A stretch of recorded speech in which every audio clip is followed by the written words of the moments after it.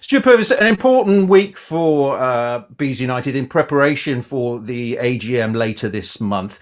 But before that even happens, there's another deadline that has to be met. So tell us why this week is important ahead of the Bees United board meeting.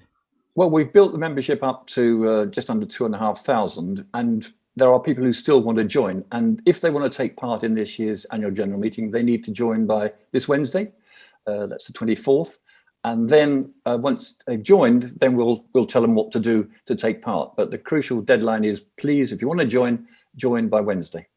And why should they join? For some fans of less long standing, they may not know the history of Bees United or why they should join. So just explain why being a member of Bees United, if you're a Bees fan, is so important. Well, firstly, you're taking part in something that's a little bit unusual. That is a supporters group that has a director on the board of the club. There's not many clubs in the Premiership or EFL who have that at that championship level. And what flows from that is the fact that you're being represented on the board, and also that we release a lot of information, nothing confidential, I should say, but we're able to think of story ideas that you won't see anywhere else. In other words, you can get content, and that comes in a form of a newsletter, which goes out every month. And those articles also appear on the website, and they get circulated via social media. But people do find, sometimes people who perhaps like to check in on Brentford now and again, rather than being hardcore members, they get a very good update on Brentford in one email once a month. And it's important to mention in these difficult times, it's free. It's absolutely free, yeah. It didn't used to be, but we took the bold step of making membership free, and partly as a result of that, membership went up. And we have a good financial reserve built up by our forefathers, really, over the last 20 years, because Bees United is 20 years old this June. If you're anything like me, the thought of sitting through a board meeting or an AGM, either in person or this year via Zoom, is something of a turn-off. I imagine a lot of people feeling the same. We're all rather zoomed out.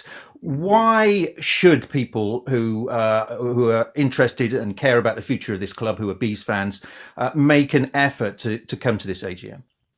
Well, sure. Last year, for the first time, we actually met in person in the club's new premises, new offices, looking out of the new stadium, which is the first time that most fans had a chance to be in those offices and look down at the new stadium. Of course, we can't replicate that. It's all on Zoom. But last year, John Varney came along and answered questions from members, and we're going to repeat that this year. And what we hope is going to be a little bit special is that the first question will come from Jamie Powell. Now, that name will be familiar to those Bees fans who helped pay for Jamie to go to the States and have medical treatment. He's back from the treatment. He's in London, and we're delighted that he's going to join the call. So you get to ask questions of John Varney if you want to. You get a chance to hear from Jamie how he is. And then perhaps the sort of formal bit of the business, we're trying to make a little bit more informal, because we're going to rewrite the rules of Bees United, focusing on what do you want us to do? What are our priorities as 2,500 Bees supporters? What do you want? What should be our objectives, if you like? And we're going to try and crystallize that and make that happen.